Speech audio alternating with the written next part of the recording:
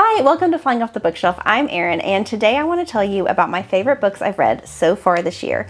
But before we talk about books, be sure to hit subscribe to my channel.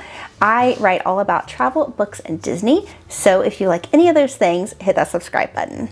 So we are halfway through 2025, and I have picked out 10 of my favorite reads that I want to talk about. These are not necessarily books that came out in 2025. Many of them are backlist titles, some of them are new releases.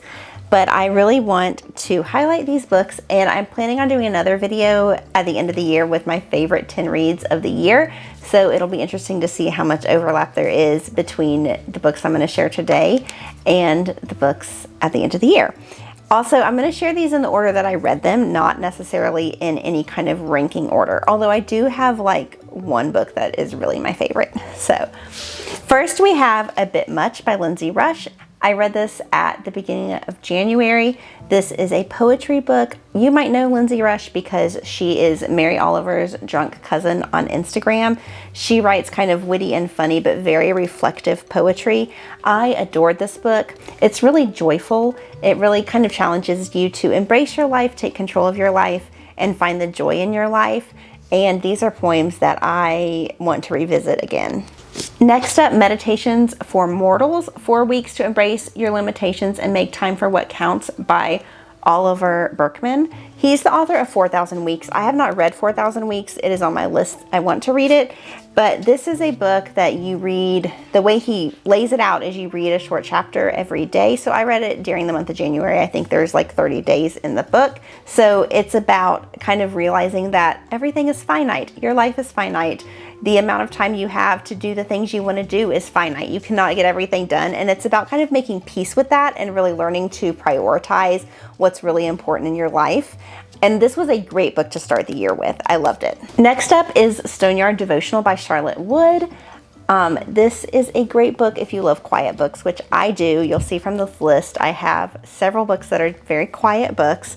This is a book set in Australia, and it is about nuns in rural Australia.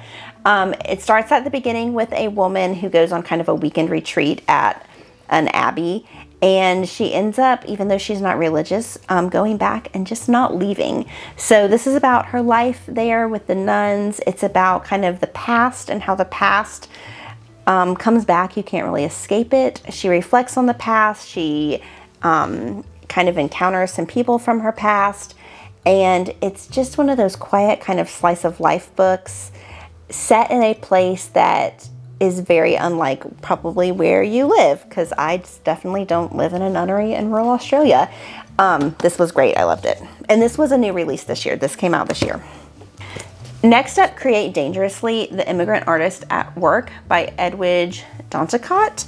She is a Haitian writer, and she writes so beautifully. I picked up this book because I needed to read a book about Haiti for a book club that I'm in, and I kind of thought it was going to be a chore. I'm not going to lie, I was a little worried. And it was so good. I couldn't put it down. I just kept going. It's just beautiful, and the writing is so propulsive, but in a like quiet and peaceful way, if that makes sense. So she really reflects a lot on being creative in the face of political oppression, in the face of tragedy, which sounds really heavy, and it is, but the way she writes it is just so lovely. She talks about going to visit her family in the mountains of Haiti. She talks about friends that are kind of trying to make art in the face of political persecution. She talks about, at the very end, she does get into the earthquake some. I highly recommend it. It is so fantastic. Next up is Fault Lines by Emily Atami. This is a book about a housewife in Tokyo who is pretty unhappy with her life, and she meets a man and begins a friendship with him that kind of turns into an affair. And like that is one direction the book could go, and like it kind of goes that way. But really what this book is about her reflecting on the choices she's made in her life. She has some fantastic reflections about motherhood in here and about marriage, and it's, again, quiet. I like quiet books.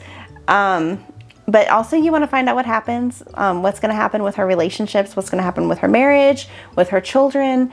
And I thought it was great if you like books about women in their daily life and kind of the fury that is sometimes felt with the drudgery of things. This is good. Next up is my favorite book I've read this year, Tom Lake by Ann Patchett. You've seen this. Everyone knows this book because it was everywhere, and it's so good. This is one of those books that I clutched to my heart when I was done. It is about a mother who is telling her adult daughters the story of the time that she dated a soon-to-be famous actor when she spent a summer at Tom Lake. And they are all now back home during the pandemic. They are picking cherries on their cherry farm, and her daughters are asking for this story of what happened with her and this actor. And it is about family, and it's about friendship, and it's about the life choices that you make that lead you down one path versus the life choices you make that could lead you down a different path. And it's about the family that you choose and that you find and that you make. And it is gorgeous. This was my favorite book I've read so far this year. Next up, Ordinary Time, Lessons Learned While Staying Put by Annie B. Jones. I have followed Annie online. We've kind of known each other and been friends online for a really long time, since before she owned her bookstore. She is the owner of The Bookshelf in Thomasville, Georgia, which is a much beloved indie bookstore.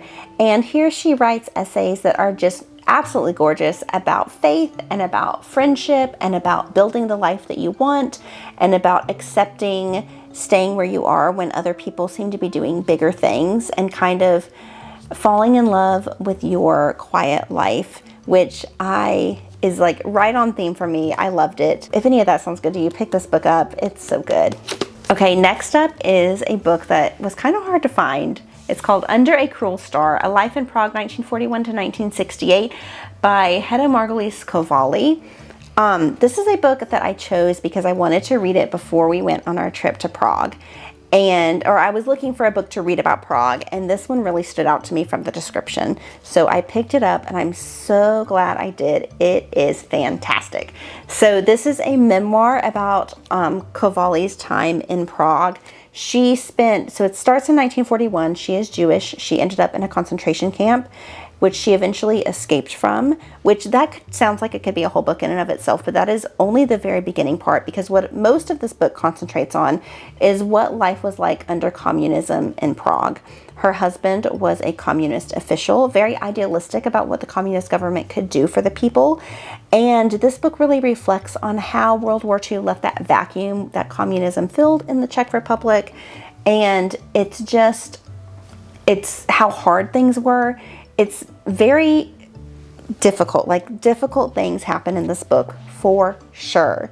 But also, she writes with such a clear-eyed and hopeful tone that you're just carried along and you want to spend time with her even while hard things are happening.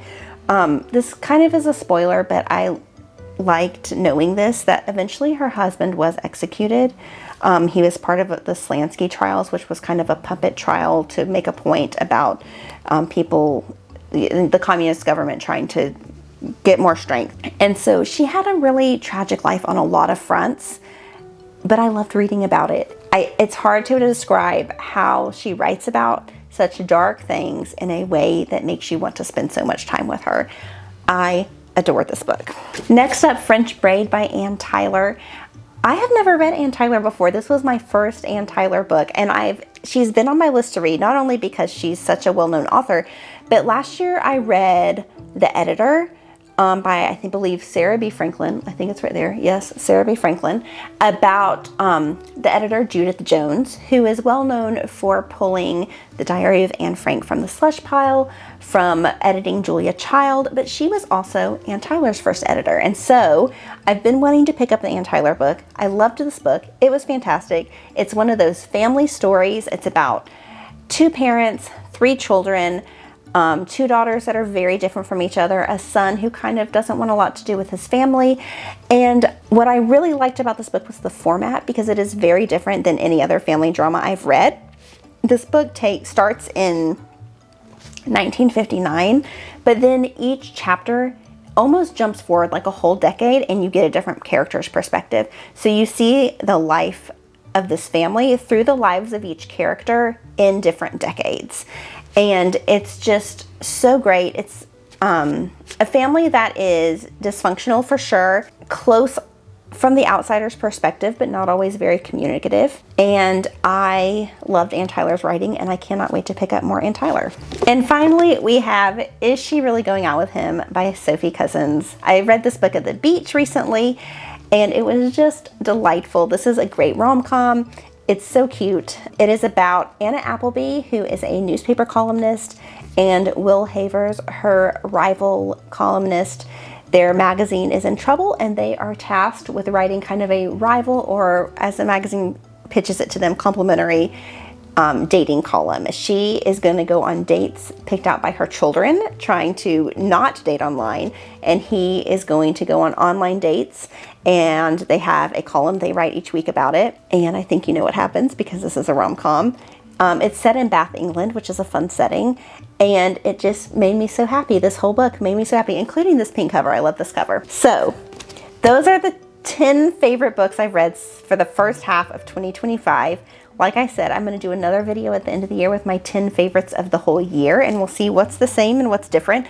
I have some books on my TBR list that I'm getting to soon that I think, as much as I loved some of these books, I think might oust them in the top 10. So be on the lookout for more book videos. Also be sure to like this video and subscribe to my channel so you never miss a video, and I'll see you next time.